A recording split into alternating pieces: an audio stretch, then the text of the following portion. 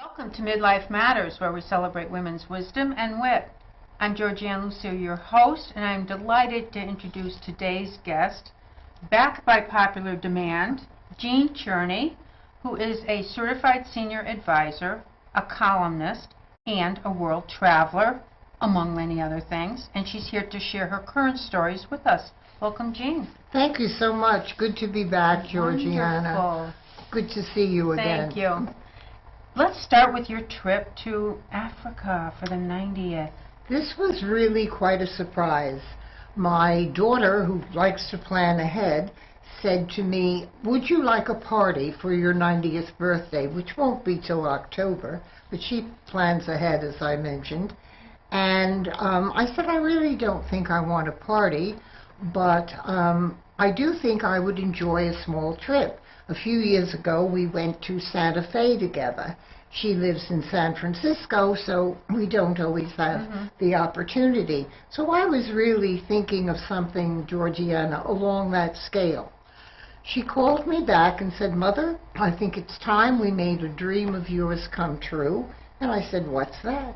She said, "Well, I think we should go on safari in Africa, and additionally, knowing my love of giraffes," she said, "there's a very special place which I had heard about many years ago, and it was in my wish book, and I thought I'll never get there, a place called Giraffe Manor." And so we were 3 weeks in Africa and almost a week at Giraffe Manor. And the connection with giraffes? As a young girl, I was quite tall for my age and felt rather awkward. And I remember seeing a picture of giraffes, and when they have to take a drink, they're very vulnerable because they have to bend way over and sort of fold their legs, and they look rather, awkward when they're drinking. But then, when they're through drinking, they get up and they run, and then they become these gloriously beautiful creatures as they run.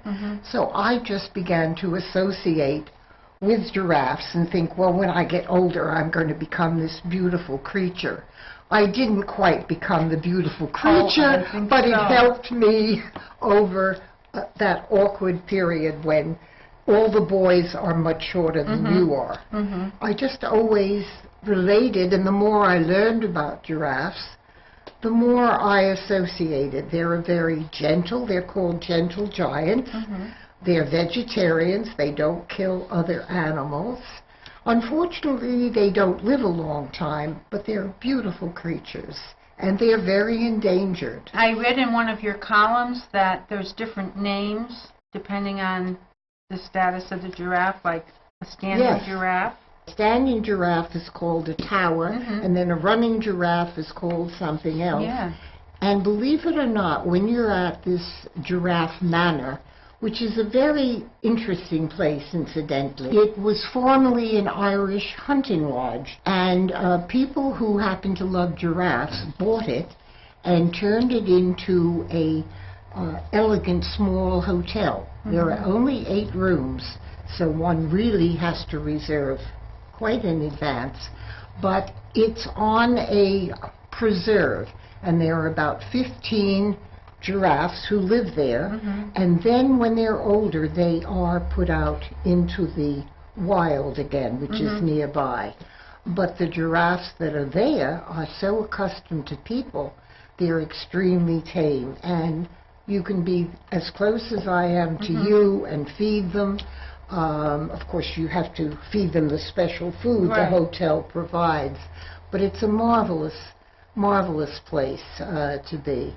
And they know the time, right, when breakfast is? They come at 5:45 in the morning, and everyone at the hotel is up. Then they stay for about, I would say, about an hour and a half, and then it's almost as though there's a signal, and they all disappear, and then they appear again in the evening. And you get so that you recognize, it sounds funny, but just as all individuals have a nose, a mouth, and 2 eyes, you get so that you can see the pattern differences, very slight, and some of them are shy and some of them are more aggressive, and you get to recognize them as personalities. It's a fascinating place. Oh, it seems like it. What a treat. We also spent some time in Cape Town, which is a growing, vibrant city. I was amazed, really. I didn't know too much about it. And it reminded me a great deal of Bermuda. It's on the water and very beautiful and growing a great deal. And then we also spent some time in the Masa Mara.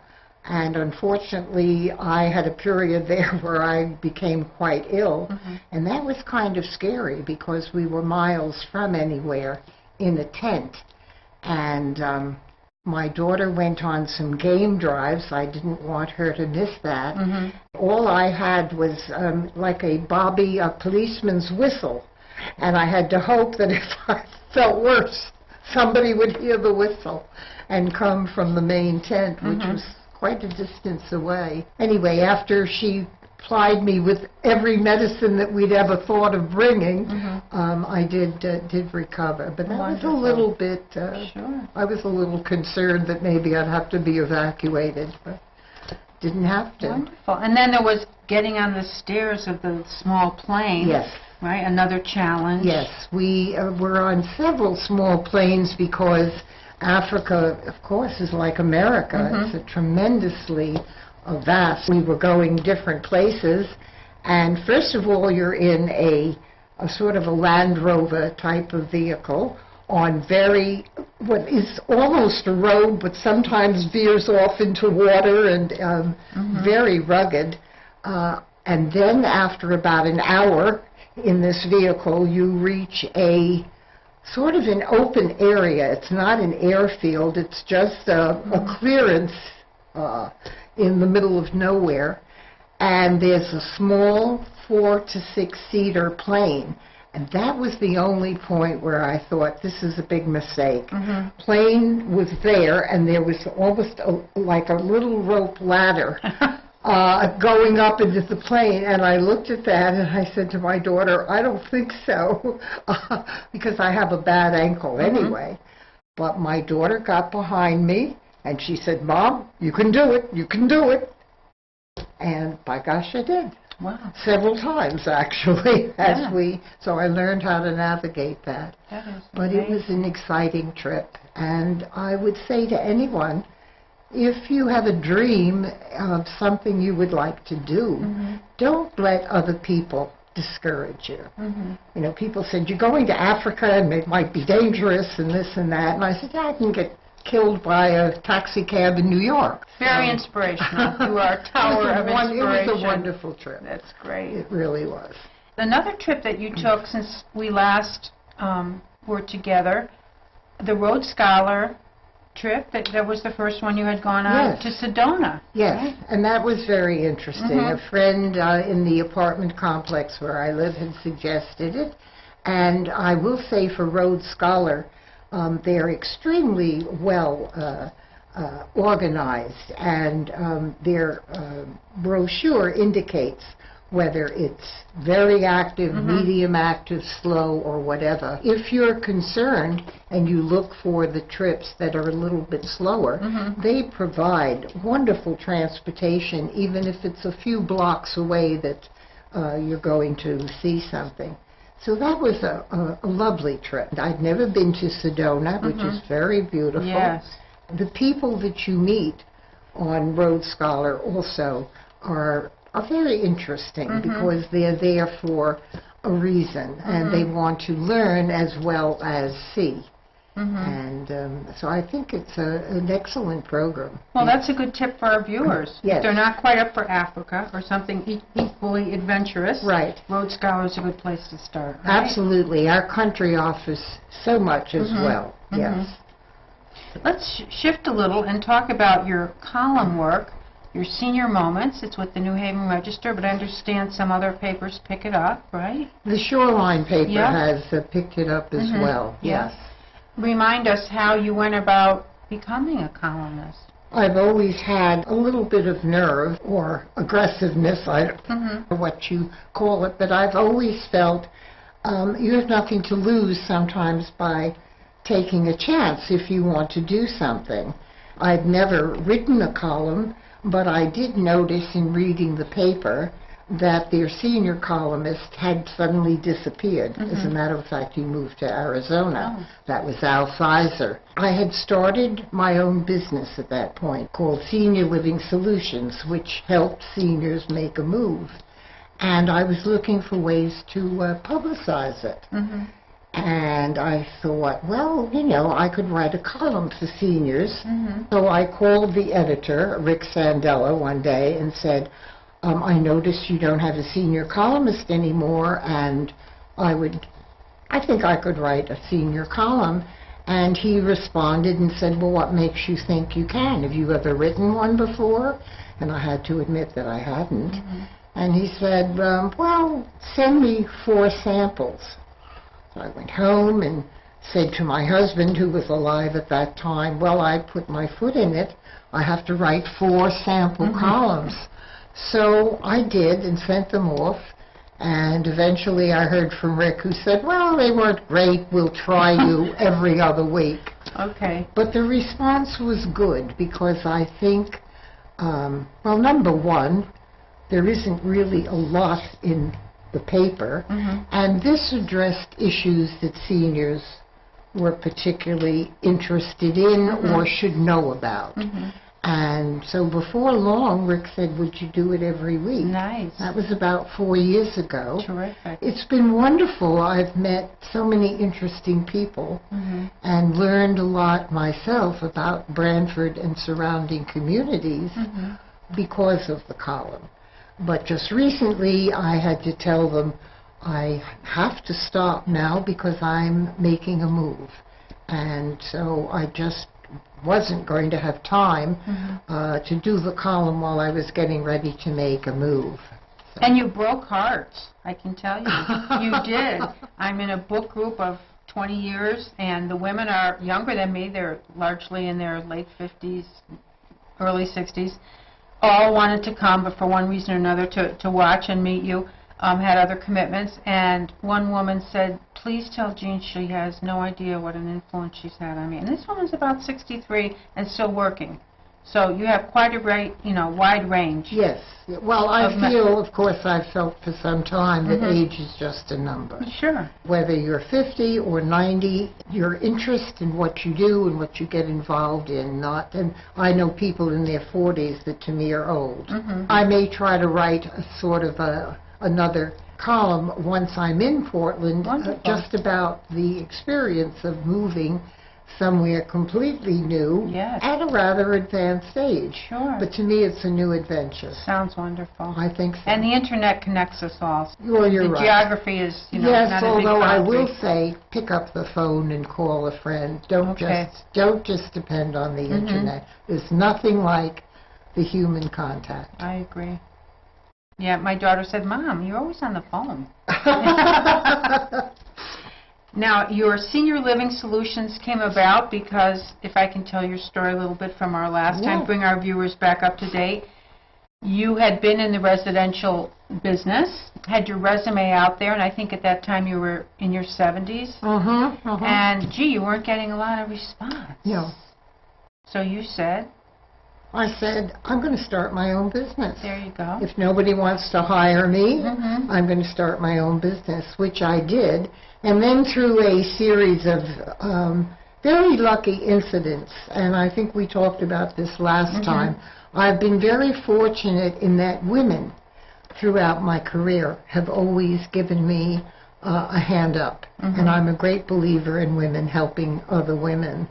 And it was a woman who I went to see just to see if perhaps we could arrange some sort of referral arrangement. I was helping seniors make a move.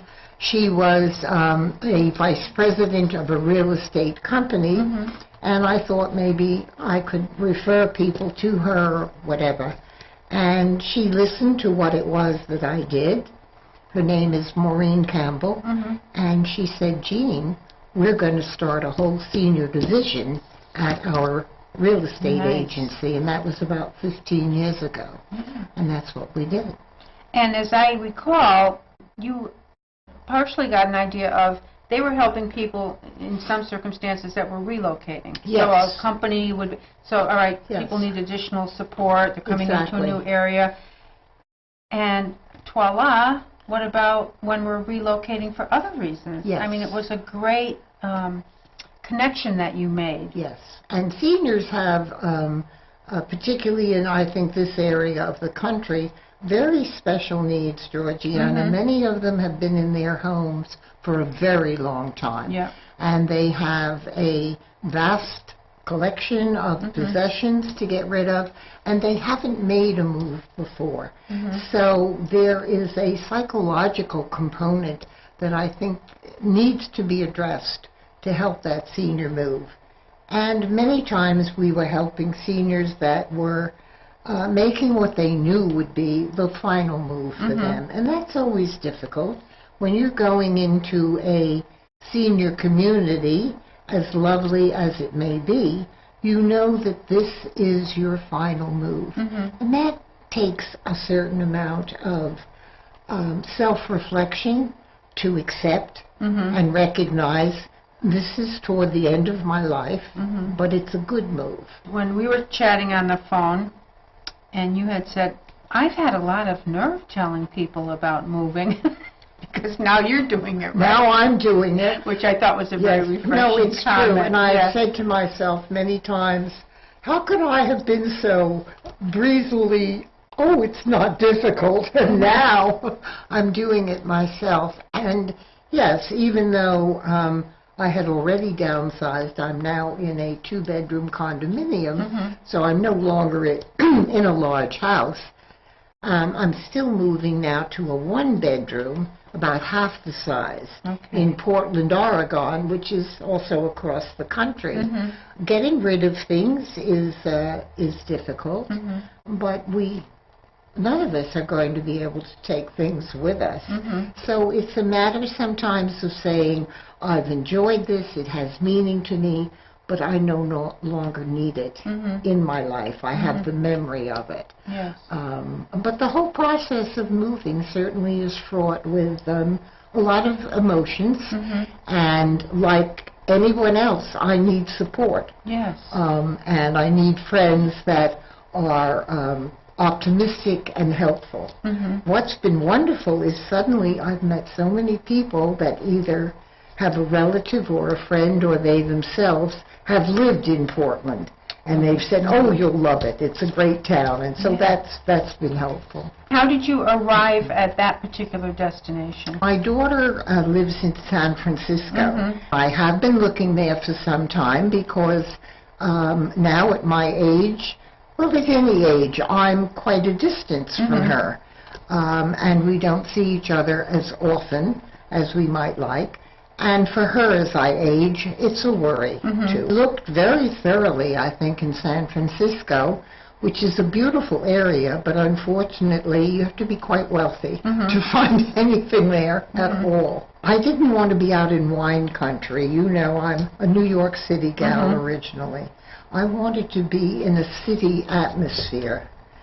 And I had a friend who had lived in this community in Portland, which is about 5 minutes from downtown Portland, and liked it. And I spent a week there, and my daughter joined me. We stayed in a guest apartment. It's a continuing care community, and I liked it very much. I felt at home with the people, and I saw not a lot of Portland, but enough to know I could be very happy here. And it's a 1-hour quick flight to San Francisco. Wonderful. So it seemed like a very good compromise. Well, you did your homework. Yeah. You checked it out. Yes. Yes. And I know when you had talked about your services, people needing to adopt a new lifestyle, make decisions about their future, and hopefully getting to a point of peace of mind, right? Yes. Those were all things that you were very set on helping people achieve. Yes. And so that's what you've been able Yes, well, Yeah, for I'm yourself. excited about Yeah, I it. can It's a tell. whole That's new wonderful. area to explore. Yeah. And I think that's always exciting. It's a Sure. new chapter. Yes, absolutely. In terms of taking our own advice, what are some hopes and reflections that you have as you're moving to that area? I hope, of course, as I think anyone who is aging, I hope that my very good fortune in remaining healthy stays. That's always, I think, uppermost. I think when you're younger, you take it for granted. Yes. As you age, you realize this is, above all, the greatest gift of all, is Yes. if you are healthy. I'm looking forward to being an active part of this community, perhaps writing a column for one of the Portland papers, Yeah. learning about that whole area of the country as well, which I'm not familiar with. And who knows what else may turn up that will be interesting and exciting. Yeah, so you're just leaving a lot of space for let's see, Yes. right? You're having kind of a let's see attitude and Yeah. let it all get filled in. Yes. That's marvelous. And when are you going? As soon as I sell my condominium, Okay. hopefully by April or May, Mm-hmm. I would like to be there. Wonderful. So, Well, going to break more hearts. Now, I always ask guests about advice to our younger selves. So if you think about who you were when, I know you lived in, we covered last time, Japan for a while, being a mother, and all the different careers you've had, and the women that have helped you along the way. very much. As you think of the younger Jean, what might you tell yourself? Perhaps not to worry, that sometimes it seems like there are roadblocks or life doesn't happen in a straight direction, but sometimes something that at the time seems like an obstacle turns out to be a good teaching lesson, or looking back, actually an important turning point that you don't see at the time. I think I would worry perhaps less. Okay. Maybe I was too serious as a younger person and worried too much. And again, for the show is for women, as you certainly that's good advice for all of us. Women who are trying to do that, being a mom, pursuing their dreams. There's a point in kind of midlife where it can seem like, how does this all continue to stay together and move forward? What advice do you have for women? I don't know that I'm good to advise other women. I only know for me, from the get-go, I had to continue working. I do think that children pay a price, even though nowadays there are many more facilities for mothers who want to continue working. I think children do pay a price sometimes for mothers who are very involved in their work. For me, I would have been a worse mother if I hadn't worked. I think I wasn't the best mother in many ways. I wasn't the most nurturing because I was always sometimes mentally somewhere else, looking back. I think I would have been a worse mother trying to stay home. That's interesting. I had recently said to a young woman who's 30 and not sure if she's going to be a mother, and I said, motherhood, don't ever think you're going to get an A. Okay, this is not A territory. Right. Settle for, the best you can do for who you are, and at different stages you'll be more or less accomplished. Yeah. I mean, it's just such an ongoing challenge, isn't It it, is. to have someone else's life and future being shaped by Yes, it what is. you're And experiencing. we're not all powerful either. Right. Each child has its own personality as Right. well. And Right. you often meet people that under very bad circumstances have turned into brilliant, useful, contributing people. And you meet other people who've had very loving, good parents, and for some reason, they're really not very likable people. So you're right, we're not all powerful. You do the best you can. Yes, and follow your own needs, I think, at some point, right? To honor them as well as all the other demands. I think you're right. That's well put, Georgiana. If you don't honor your own needs, you're not going to be able to be good to anyone else. And I think that's true with the relationship between a husband and wife as well. You know, you're not attached at the hip. Right. Or shouldn't be. Or shouldn't be. I also invite guests to share their favorite quote. And last time you had Mae West. Oh, yes. And do you remember what you said about Mae West? Mae West said, you'll have to remind me. Okay, you only live once. I'm paraphrasing. But if you do it right, once is enough. That's right. That's right. Yeah. I had forgotten that. You described her as a little bit ahead of her time. She was an outspoken kind of a woman, a little bit rough around the edges. But yes, I think that's a very good quote. You only live once, but if you do it right, once is enough. You are on your next adventure of doing it right, and I am just delighted you were able to take the time to come and spend with us here today. And we'll be following you and looking to hear from you. Come visit me in Oregon. Okay, all right. Thank you so much. And please tune in to hear other fascinating women on future segments of MidLIFE Matters. I'm Georgian Lussier, your host. Thanks for joining us today.